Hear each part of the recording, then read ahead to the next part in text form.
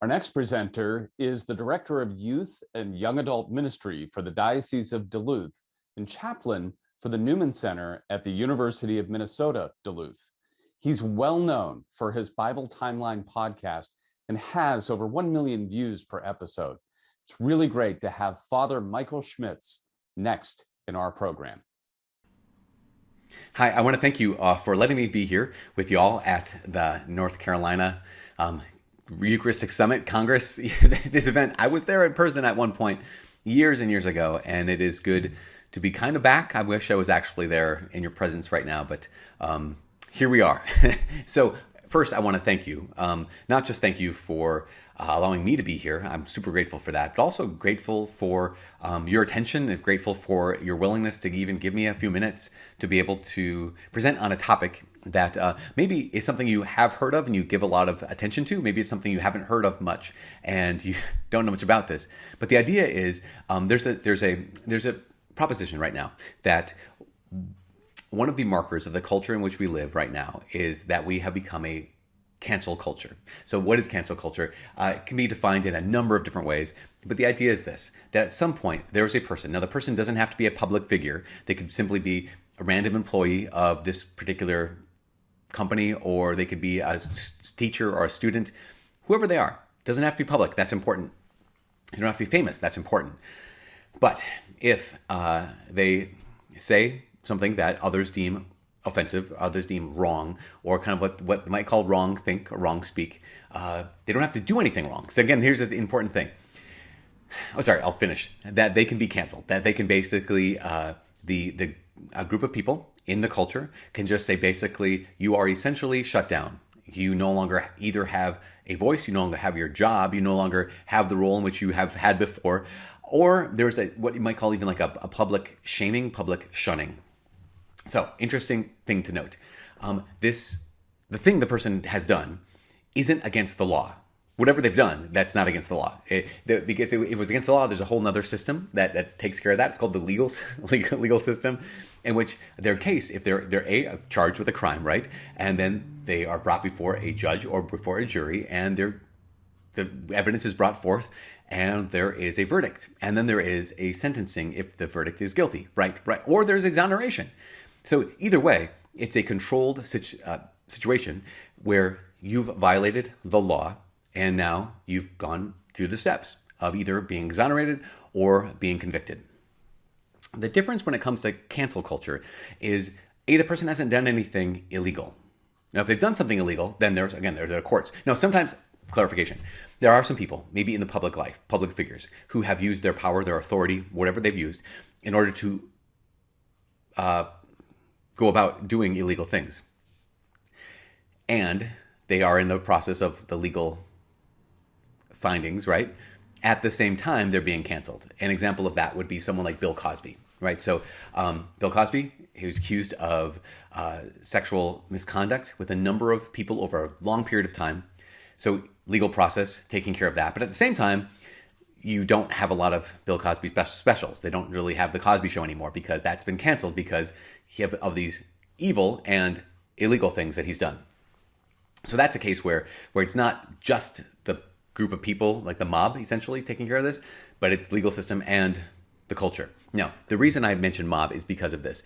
If someone has committed a crime, if they violated a set standard, then there's a set process. And that process, again, is you bring forth a charge, and then you bring forth evidence. And that evidence is weighed by a judge or by a jury, and there's some kind of conclusion or some kind of verdict, either guilty or not guilty, and some kind of punishment, obviously. The difference when it comes to canceling is that there is no judge or jury. That, in fact, what they have is the mob. You have an accusation that is either has no evidence, it can be groundless, or it can have evidence. But the evidence doesn't even have to be current. This is the example of someone who tweeted something when Twitter was invented 10 years ago or 15 years ago, or they said something in a paper, or they said something at a party years ago, like maybe when they were in high school, they were in college. And someone sees that, they find that, and they say, okay, this person, whatever their position is now, however they might have changed since then, this is the evidence, all the evidence we need to then be, we the mob are the judges, we are the jury, and we're the executioner. So this is the difference between actual what you might call the legal process and cancel culture. In the legal process, you have to personally identify yourself as, I am accusing so-and-so of a crime. They have to have committed a crime. You have to have evidence for that. You have to have that evidence weighed out in a court proceeding, right? All this stuff is meant to be controlled for the maximum fairness. When it comes to the mob, all you have to do is, here's an accusation. And if we can get enough people believing the accusation, then we can ultimately be the judges, the jury, and the executioners. Those people who are saying, you've been weighed, you've been judged, you've been found unworthy. Now, if this doesn't sound like the Salem witch trials to you, if this doesn't sound like McCarthyism to you, then you don't know what the Salem witch trials are or McCarthyism is, because that's exactly what has happened multiple times, many times in the course of not only the world, but our country itself. So Salem witch trials, what do you have to do? I accuse this person of being a witch. I don't even have to necessarily stand up and say, I, Joseph Smith, whatever, I think that Amy Adams is a witch. Not the actress, just the person next door. I don't have to identify myself. You just say what? Like, hey, so-and-so mob, we think Amy Adams is a witch. Now, what's the evidence for that? You can't prove it, can't disprove it. You have to just look at what you might call circumstantial evidence. She seems like a witch, that kind of idea, right? Same kind of thing with McCarthyism. We accuse someone of being a communist. And so we don't even have to identify ourselves. I don't have to say, I, Father Michael Schmitz, declare that Joe Bob Smith is a communist. It just be like, I think we think Joe Bob Smith is a communist, and he gets put on the blacklist, right? This idea is there can be anonymous accusations, and with the internet, there can be a lot of anonymous accusations. We don't have to have any evidence, and we don't necessarily have a trial, and we don't necessarily have even any agreement on what the standard is. So as an example, modern day and age, you have J.K. Rowling, who's the author of the Harry Potter books, right? So for herself, who would be she's more aligned with a political and sociological or socioeconomic, like left or liberal perspective. Now, she at one point, not too long ago, she had posted on the internet through, I think, Twitter, that she saw this rise of equating male and female in transgendered language and transgendered movements to be able to have biological males compete in women's historically female sports and vice versa, and as well as some other areas of life. She said that's not good for women. Now, because she posited and pointed out, wait a second, if we want our young women to grow up knowing, like, here's what it is to be a woman. And also, we've created things like, in this country, Title IX, that gives women a potential to have sports that are held in equal funding, equal dignity. I mean, that's not always the case, but go with me on this. As the male sports, then the idea that transgenderism isn't merely a mental disorder, but is something that we all have to accommodate for. She said that seems to be questionable. Now, she said it in a much more eloquent way. She's an author. Also, it's kind of like the idea of pointing out that when Caitlyn Jenner, formerly known as Bruce Jenner, transitioned into being a transgendered woman, that he was named the Woman of the Year. It's kind of like pointing that out and saying, wait, you're saying that the Woman of the Year, the best woman of the year, is actually a biological man?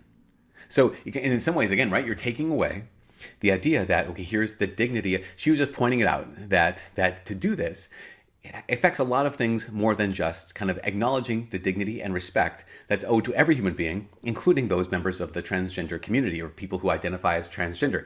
We as Catholic Christians, we'd say, of course, every human being is made in God's image and likeness. Every human being is worthy of our compassion, of our dignity, of our respect, of our love. In fact, I mean, honestly, as Catholic Christians, we acknowledge all of that, regardless of what someone believes, regardless of how they act, regardless of anything about them. Particularly, we know that generally speaking, every human being is worth treating with respect, compassion, dignity. Full stop. Completely. There it is. Without compromising that, just pointing out the idea, the consequence, that if we then take the awards that go to women and give them to biological males, there seems to be something unfair. There seems to be something unjust with that. Because she simply pointed that out, people were calling for her cancellation. No longer read Harry Potter books because this woman is, here's the big word, she's transphobic. Now, there might be another talk this weekend about transphobia and whatnot. But here's a word. So what we've done is then we've loaded these words. This is part of cancel culture. We've loaded these words, and many of these words, you just get to throw them around. You just get to say them, and the rest of us have to accept them. Again, that's part of the culture, right? So if someone says, I'm not so sure that I am willing to accept full scale this recognition that in the DSM-5, body dysmorphia and gender dysmorphia is still a mental illness, but that we have to kind of doubt our eyes because someone claims that they, quote unquote, feel or experience life as a member of the opposite sex. Again, I'm not commenting on that at all because that's a whole nother, not that I don't want to weigh in on it, but just because it's a whole nother topic that I want to be careful with just because of the fact that we're dealing with people. And when we're dealing with people, I always want to be careful with people. And these are people who experience gender dysphoria, are people who have experienced a lot of pain. They experience a lot of suffering. They experience a lot of trials. In fact, the suicide rate among this particular demographic is up to 45%. It's really high. And so because of that, again, I don't want to dive down too deeply into it because I want to say here's what Catholic Christians believe. We believe that every human being needs to be treated, deserves to be treated with compassion, respect, and dignity. That I don't want to just kind of like touch on this topic and then run away from it. But all that being said, I'm touching on this topic and then moving on. So if anyone is listening to this, if you're watching this and you're saying, that's my experience is I was born a man, but I, for some reason, feel like a woman. Or I was born a woman, but I somehow feel like a man. This is not a condemnation. This is an invitation. An invitation to recognize that what we believe as Catholic Christians is that you are worth dignity, you're worth loving, you're worth compassion, and you're worth helping. And many people who have experienced exactly what you're experiencing have gotten help. And not help in transitioning, but help in understanding and coming to a place of peace where there's, okay, I recognize that my body is me. Because that's one of the things also we believe as Catholic Christians, that you are your body and I am my body. That is human beings, again, just the Catholic Christian anthropology is the word. It's like, what the? Anthropology is that human beings are a composite of body and soul. And so you are your soul and you are your body. That when we die, it's body and soul separated. And then we're no longer human beings. We are now dead. We are souls without a body. And that's incomplete as human beings. That we're meant to be body and soul together. That's why there's this thing we believe called the resurrection of the body, the resurrection of the dead. That in eternity, for eternity, you will have your body back. And your body is not you. Your body is you, and my body is me. So how do we come to this place where we recognize, yes, absolutely, every human being, regardless of what they've done, how they feel, what they experience, is worthy of our compassion, our respect, our dignity, and our love. At the same time, as Catholic Christians, we believe that body and soul is what makes up a human person, and you are your body. So J.K. Rowling has dared to ask the question, what does this mean about for women ultimately? And because she brought up the question, there was this call for canceling her, meaning don't read her books anymore, meaning she doesn't get to be published anymore, meaning take her books off the shelf, even though her books have nothing to do with transgenderism. They just have to do with a kid with a scar on his forehead who is a wizard, Harry, kind of a thing, you know? That's an example. Another example, there's almost too many to name. What happens again is there's a claim that's leveled. You are a witch. You are a communist. You're transphobic. And then, regardless of whether that's true, and regardless of whether that thing, whether there's room in our world for that thing, meaning that belief, to say, like, actually, I believe that biological men are the only men, and biological women are the only women. Like, that's what it is to be a woman or to be a man, regardless of how a person feels. Can I say that and remain uncanceled, essentially? Can I say that and not have broken the unspoken law or the unwritten rules about our culture. Someone speaks an idea. A lot of times that's not precisely the talking point of the month. And so then the mob rises up and says, you're canceled. Okay, so that's, 15 minutes talking about what cancel culture is. And also saying, what names are used. These are some of the things to identify. That names are used that you can't fight against. If someone were to call another person who's never said anything or done anything racist, but say like, oh, you're racist, or you're homophobic, or you're transphobic, these things that we all recognize are wrong. But here's the question. How is J.K. Rowling pointing out that, well, listen, this is a question I have. How is that automatically transphobic? But if you read any article, virtually any article about what she said, she's identified as her transphobic remarks, or they're identified as her transphobic remarks. And you think, wait, how is it transphobic to ask a question? It isn't. If that question isn't, have a phobia of people who experience transgender experiences. So here's what happens, right? So there is a militarizing of language. And then there's a subsequent, what I call weaponizing of compassion. So weaponizing compassion is what happens to the mob. Because human beings, we're made good. We're not always good, right? We're good but broken. We're good but fallen. And so we have a goodness in us, which means that we are oriented towards caring for other people. We're oriented towards caring for those who are weaker. We're oriented towards caring for those who are picked on, right? A lot of people have soft spot in their hearts. We have compassion. But what happens a lot of times in cancel culture is that compassion gets weaponized. What I mean by that is not only do these words get militarized, I guess you say, but our compassion gets weaponized, meaning that what we feel for someone else, our compassion we feel for any underdog, the compassion we feel for anyone who is bullied, that gets turning us into a mob mentality. We say, wow, that person is hurting. Well, that person's causing their pain. Let's all rise up, become the judges, the jury, and the executioner, and we'll cancel the person causing the pain. So weaponized compassion is very dangerous because everyone who's doing it feels justified. Why? Because someone is being hurt right now. Someone is being bullied right now. Someone is think about when you heard that statistic about those men and women who experience transgender feelings, that their suicide rate is 40 to 45%. There should have been something in your heart that breaks for that. Because there's something in my heart that breaks for that. That's horrible. But how do we help them rather than perpetuate this idea that you're fine? Because if someone's fine, they don't commit suicide at rate of 40 to 45%. Now then you say, well, yeah, it's only because culture doesn't accept them. And yet, in cultures that have no problems for the last multiple decades with transgender anything, the suicide rate remains the same. So the problem is not necessarily the actual culture. The problem might be like something, it might be something that like I can get help from or can get help for.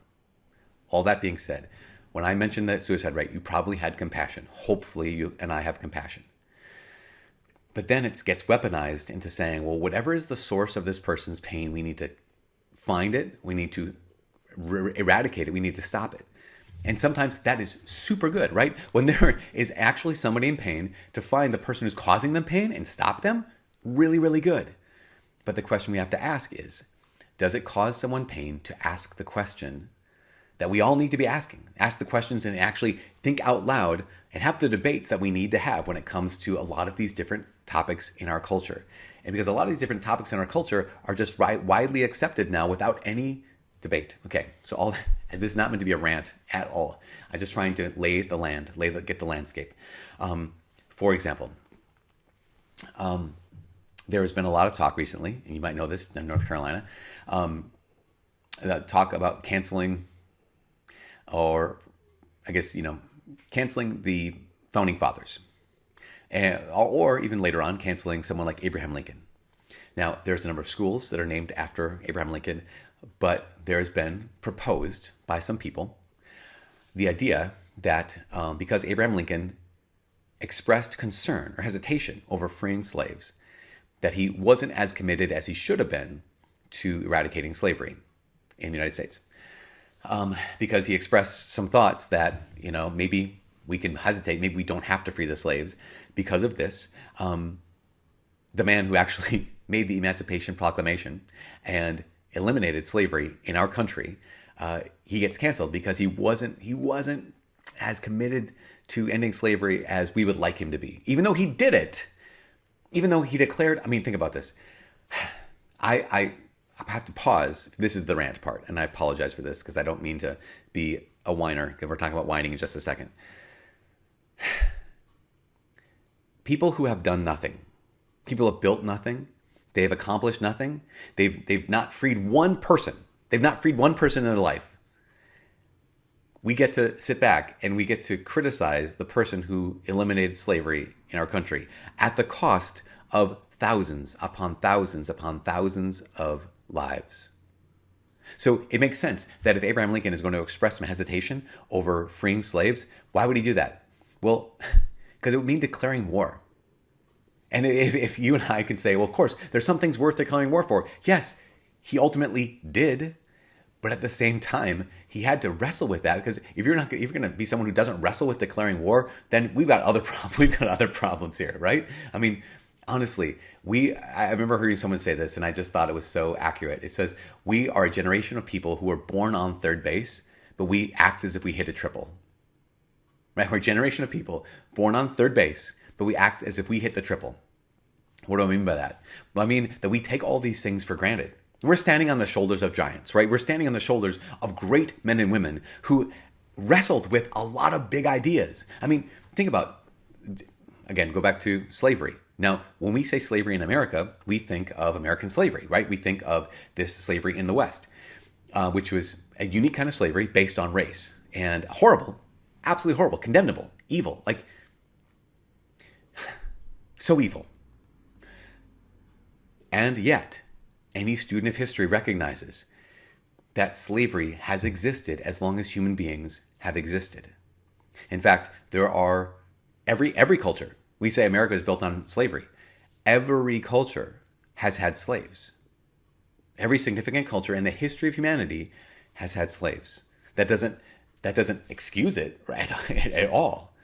But it is to say that when someone comes along and says, we are going to make this illegal, we're going to eradicate this, that's a big leap forward. That's a massive leap forward. And if someone's going to take that step, I think of William Wilberforce, who made it his life's mission, because he was a Christian, he was followed after Christ, he made it his life's mission to eradicate slavery in Europe, particularly in England and in the UK.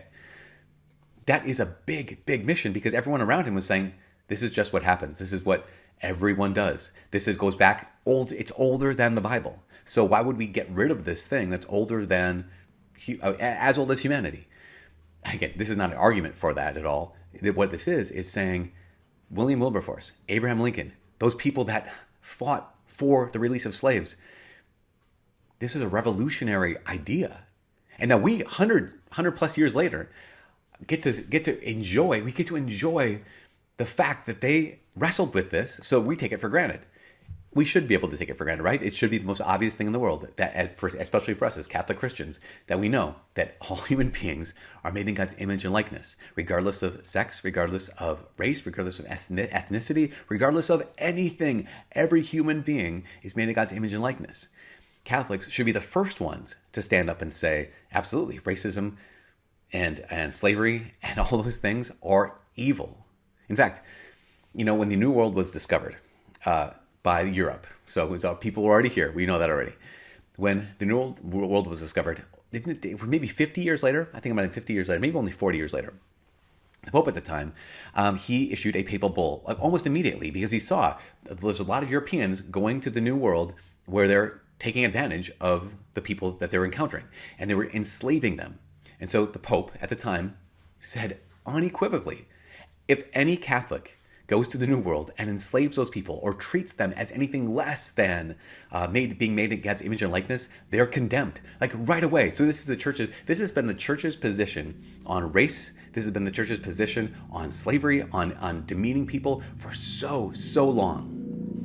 Because it's the heart of what we believe, right? That every human being is made in God's image and likeness, that Jesus died for all human beings. So for us as Catholic Christians, for someone to stand up and say, we're against racism, we'd say, yeah, absolutely. We were among the first people who believed that racism was evil. Why? Because we believe that every human being is made in God's image and likeness. And so we know exactly where this comes from. Cancel culture wants to say, you don't believe it strongly enough. You're not saying it strongly enough. Or Abraham Lincoln, you didn't act on this quickly enough. You weren't convinced right away. Therefore, since you hesitated, you're out. Again, because he fought, because he wrestled with this, we get to take it for granted. We are standing on the shoulders of giants, and yet we want to tear those giants down. Question: what happens to our culture when we tear down all of the giants? What are we left with except for rubble? We're left with nothing except rubble. We are a generation of people who are born on third base, but we believe that we've hit a triple. So, what's our response? This might have been a 20-minute rant. I apologize for that. But what's our response? Because I don't mean to rant actually in any way, shape, or form. I was trying to describe this. I was just giving some examples. Hopefully those examples resonated enough and weren't adding fuel to the fire, because that's the dumbest thing in the world. Just add fuel to the fire. Like, you can have people on the left, people on the right. Like, we're Catholics. As Catholic Christians, we're meant to transcend left and right. Because when it comes down to it, there is no left or right. When it comes to Catholicism, there's only orthodoxy or heterodoxy, right? There's only right belief or incorrect belief. There's only right living or sin. And so as Catholic Christians, we're called to love. And so in the face of cancel culture, what do we do? Because this is not just called cancel culture, it's called Christ and cancel culture, or cancel culture and Christ. So what do? Number one, we don't take offense. Like, when it comes to what people say, whether politically right, politically left, we don't take offense. In fact, I would say this. I would say that taking offense, maybe say it like this.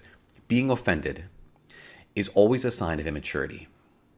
I know people would say, like, how dare you? I'm offended. Yeah, there you go. You're immature. Just kidding. Actually, I'm not. But here's what I mean. Here's what I don't mean first. Some people say, well, no, I need to be offended because I need to recognize and identify what's wrong. Because if I identify what's wrong, you're just telling me if I'm not offended, I'm burying my head in the sand. I'm not saying that. What I'm saying is being offended is something internal. It's something personal. It's something that I am now, I've internalized this insult that you've given, or I've internalized this thing that you've done. And so now I'm not going to act on it. I'm not going to do anything about it. I'm just going to feel hurt. What we do in the face of evil is we act. What we do in the face of evil is we call it out, we identify it, and we do something about it. So that's not being offended. That is seeing evil and taking action. All of us should do that. Every one of us should do that. Being offended is, think of it like this.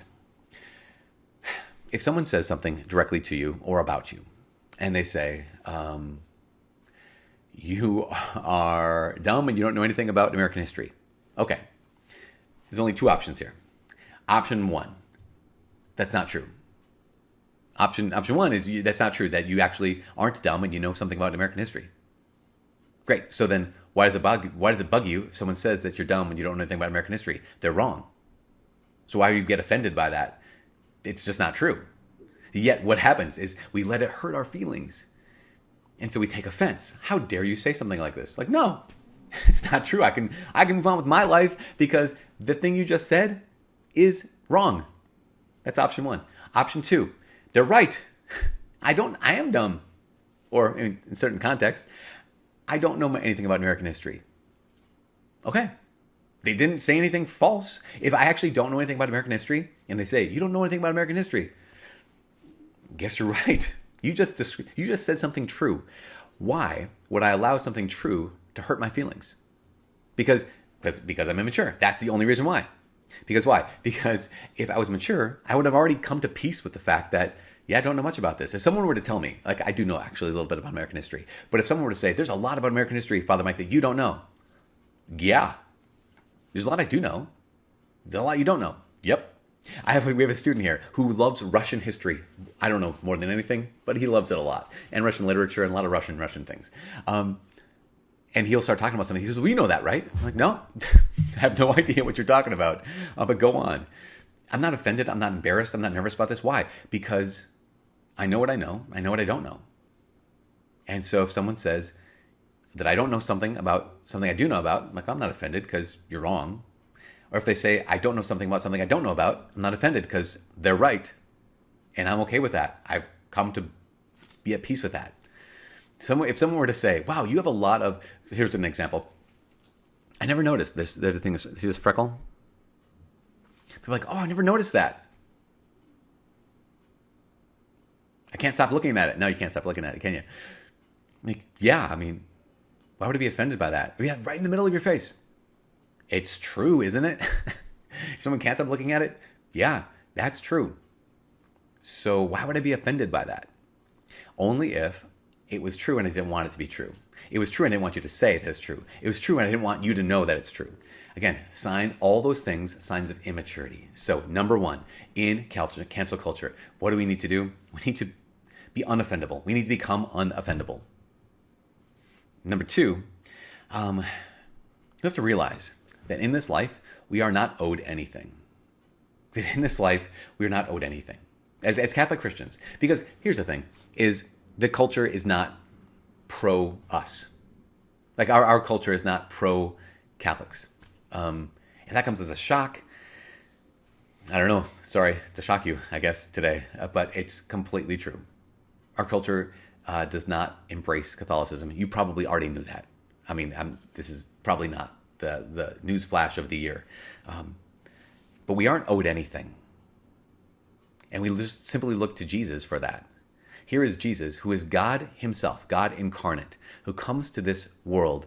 And even before anything happens, where's he born? He's born in a stable. He's born in a cave. His first crib is a manger, a feeding trough. That immediately the reigning power of the time tries to kill him. His parents have to flee to Egypt. That he grows up in poverty, or at least reasonable or relative poverty. Then when he starts his ministry as God himself, people hear what he has to say and like, nah, I'll walk away.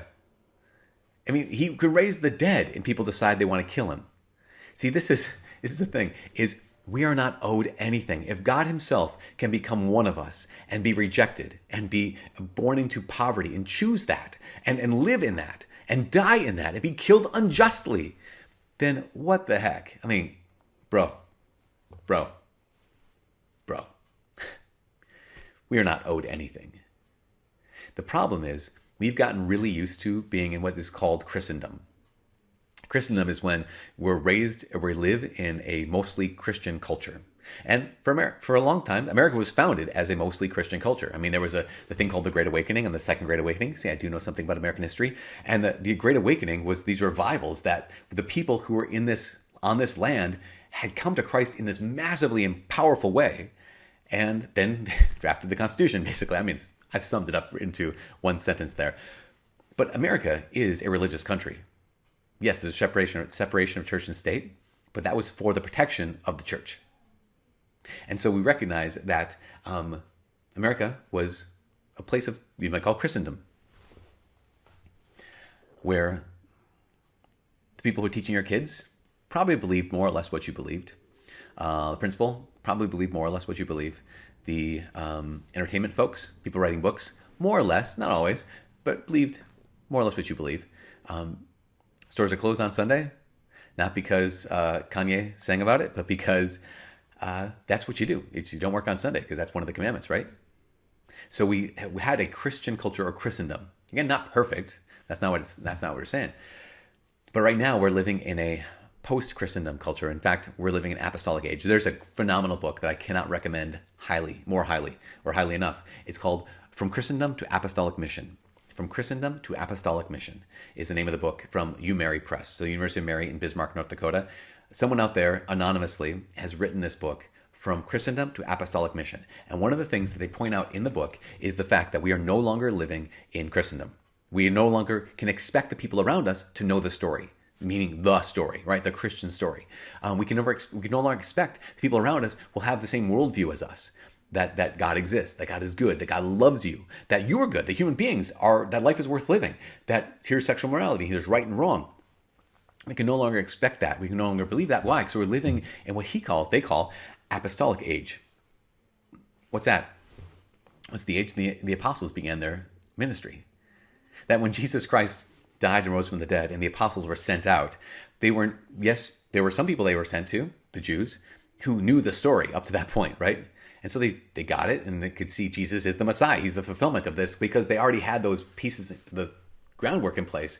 God is one, God is good, God loves you, all these things. But then they went to pagan areas, right? The Greco-Roman world and beyond. And no one knew the story. No one knew the story. No one gave them anything. They didn't have any rights. I mean, even think about, gosh, in one page of the book, it goes through and says, here's, how many seminaries did they have? None. How many seminarians? None. How many buildings they have? None. How many academics do they have? Professors? None. How many schools did they have? None. How many religious sisters? None. They had virtually nothing. And yet they also had a culture that didn't understand them. And yet they were on mission.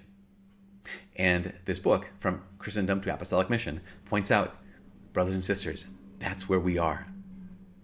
I found that book so powerfully encouraging, because I had been living with this discouragement over, it's low-grade discouragement, but still discouragement nonetheless, that, man, these people around me are not getting it. The culture is not getting it. Listen to the news. They're not getting it. Watch TV. They're not getting it. The movies, they're not getting it.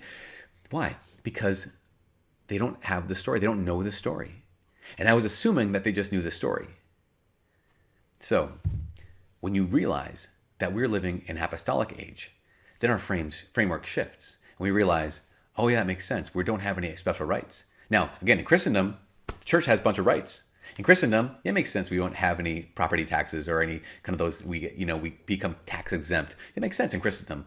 But you know what happens? In an apostolic age, churches don't get tax exemption status. So that's probably coming. In the apostolic age, if we want to care for orphans, we may not have the same rights as another organization. In a apostolic age, when it comes to all the things we believe in, we're going to be on the outside. Our institutions are not going to be looked to as beacons of light.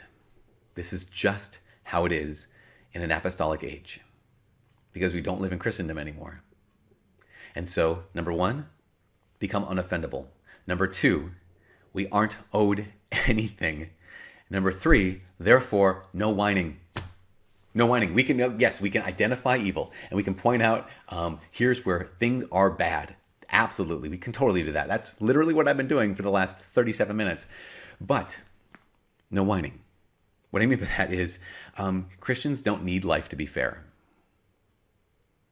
God becoming man, being unjustly accused, unjustly sentenced, unjustly tortured, unjustly crucified,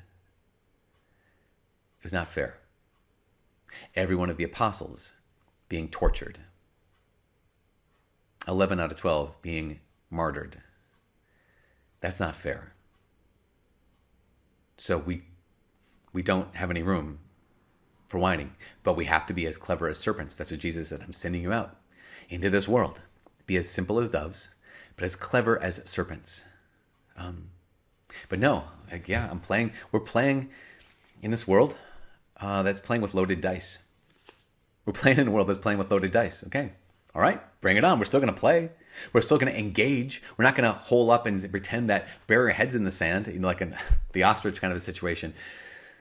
But we're going to engage, be as clever as serpents, knowing that, yep, they're playing with loaded dice, meaning that what I mean by playing with loaded dice? I mean that there are certain things that we won't be able to say or we won't be able to do without the accusation that we're one of the phobics, or we're one of the hypocrites, or one of the bigots, or that kind of thing. There's some things we can't do. And others will be able to do those exact same things without any repercussions. Okay. I guess that's how we're playing the game right now. Then let's move forward. Become unoffendable. Become uncancelable. In a cancel culture, simply you can choose to become uncancelable. How? Well, start by not looking for acceptance from this world. Like, that's not that easy. Maybe it's not. But if you're not looking for acceptance from this world, no. At the same time, let's make this clear, really, really clear. I remember once someone saying, Just because geniuses are often eccentric doesn't mean that because you're eccentric, you're a genius. Or another way to say it is, just because geniuses are weird, oftentimes weird, doesn't mean that because you're weird, you're a genius. Same kind of thing as just because Christians or saints are often persecuted, doesn't mean that because you're persecuted, you're a saint. Okay, let's put this in context. So I'm saying I'm not looking for acceptance. That doesn't give me permission to just run into the room and tear down all the films, to be a bull in a china shop, right? I am looking for someone to accept Jesus, but I don't need someone to accept me. So what I want to do is I want to sweeten my speech with honey, as Scripture says. I want to make sure that we attract far more flies with honey than with vinegar, right? We want to attract hearts. We want to attract imaginations. We want to capture people's imaginations and hearts so that they can see the beauty of the Christian message. And so when I say become uncancelable and you're not looking for acceptance, I don't mean that we're going to barge into every room, barge into every argument, barge into every discussion and start, throwing fists. I'm saying that we don't need to be accepted. I want them to accept Jesus. There's a story, we're merely offering help. There's a story by a guy named Max Lucado. It's one of those stories, it's so good for kids, but it's also good for any one of us. Here's a summary of the story. There is a village or a town, whatever. It's a children's story. Where all these people, everyone gets the stars or they get circles. And some people who get the stars, they really, really want the stars. People get the circles, think, we'll get circles are better. I might be butchering the story, but I'm getting the punchline right. And then there comes along, and so everyone's competing. Who gets more stars and who has more circles and all these kind of things. And so at one point, there is a character who's introduced who doesn't have any stars or any circles. And so someone asks them, how can we, and people keep coming up to them and trying to put stars on them. Like, hey, you don't have any stars. That's amazing. Here's a star. And they fall off. Puts a circle on them and says, here's a circle, and they fall off. The stars mean you're awesome, and the circle means you're not good, right? Again, I might have the shapes incorrect. It's been a long time since I read this story. But the circles and the stars keep falling off. And then finally, one of the characters says, hey, how come the circles don't stick to you? And when people say bad things about you, this falls right off. How come the stars don't stick to you? Then people think you're amazing. They just fall right off. And they said, well, let me introduce you to someone. And they walked them to the creator or the maker of all these. They were like marionettes or something, by the maker who made them all. And they said, this is the carpenter. This is the maker. And I know him. And I have his love. I have his acceptance. I have his affirmation. He's giving me my identity. And so I don't need the stars. And the circles can't hurt me. And I'm free. So when I'm saying become uncancelable, unoffendable, I'm not saying become a jerk. What I'm saying is be free, because you know whose acceptance you do have. You know your actual identity. That if someone comes out after you, that you know who you are. You say like, okay, but yeah, but still, Father, the same culture exists where now they're saying I can't help others, like the organizations that accept X, Y, and Z. Like, all right, then do what you can, take that step. Or say like, yeah, but I have a message, but the algorithm on the internet is not working out well, and so it's biased against talks like mine or topics like mine. Okay, fine, I get it. Keep on working. But there's a man, he's a conservative man. His name is Douglas Murray. Douglas Murray said one of the things that is lacking in people who are being canceled, what's lacking is friends who are willing to stand up for them. What's lacking is friends who are willing to stand up for them. So, how do we respond to cancel culture? Well, we, first of all, become unoffendable. We, second of all, recognize that we aren't owed anything. Third, we don't whine. Fourth, we have our identity coming from God himself, who has declared over us that we're his and that he loves us, and that he's called us, commanded us, in fact, to love our enemies, to love those who are trying to cancel us. And also, though, we're called to stand up for our friends. We're called to stand up for our friends. Who do you see being canceled? Who do you see standing up for them? The only way that the mob can win, legal process, if someone's broken a law, yeah, you got to go through the legal process because it's just. But when the mob comes after someone, what they need is friends. When the mob comes after you, what you're going to need are friends. And so how do we be a friend like that? A friend that has a backbone, a friend that's willing to stand up, a friend that is uncancelable, a friend that's unoffendable, a friend that knows who they are to such a degree and they know who you are to such a degree that they're willing to stand up for you. Well, I think all those friends only get forged when you and I stand up for them. What do you do in the cancel culture? The same thing you do to any mob. You support your friends. You speak the truth. And never be afraid to be offended. Never be afraid to be canceled. We recognize that St. Paul didn't wait until the Roman Empire was converted to begin preaching. He preached and the empire killed him. I'll say that again. St. Paul didn't wait for the Roman Empire to become Christian before he started preaching. He preached and they killed him. But he knew, even implicitly, what we know now, which is that the blood of the martyrs is the seed of the church.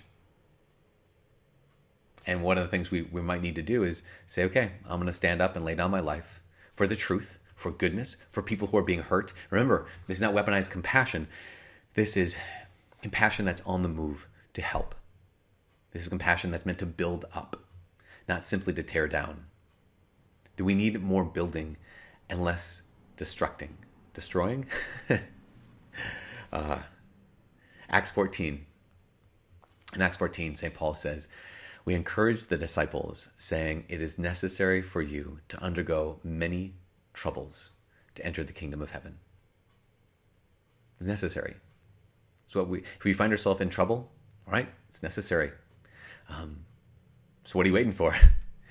Become unoffendable. Become uncancelable. No whining. Oh, I'm not owed anything.